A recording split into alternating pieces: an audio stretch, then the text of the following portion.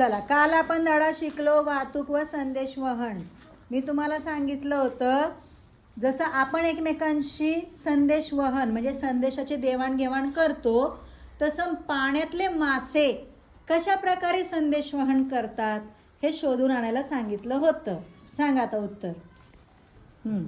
ते आपल्या शरीराचे हालचाल करून दुसऱ्या माणसाला म्हणजे संदेश देतात. बर, हालचाल करतात. आणखीन कटल फिश रंग बदलून संदेश देते. कटल फिश रंग बदलणारा मासा आहे. बघा, नवीन माहिती मिळाली.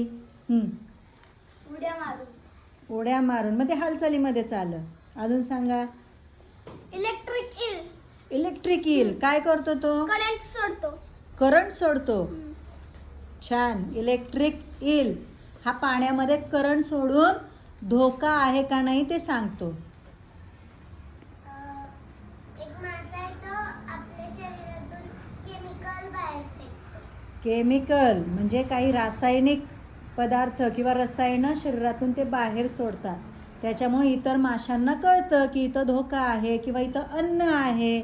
छान. कुठून मिळाली ही माहिती तुम्हाला? कुठून? बघा, म्हणजे मोबाईलमधून आपल्याला बऱ्याच गोष्टी माहिती होतात, ज्ञान मिळतं. त्याचा योग्य उपयोग आपण केला पाहिजे. केला पाहिजे का नाही? इतर गोष्टी बघण्यापेक्षा अभ्यासाच्या जनरल नॉलेजच्या गोष्टी बघितल्या पाहिजे. छान. तुमच्या सगळ्यांसाठी जोरात टाळ्या.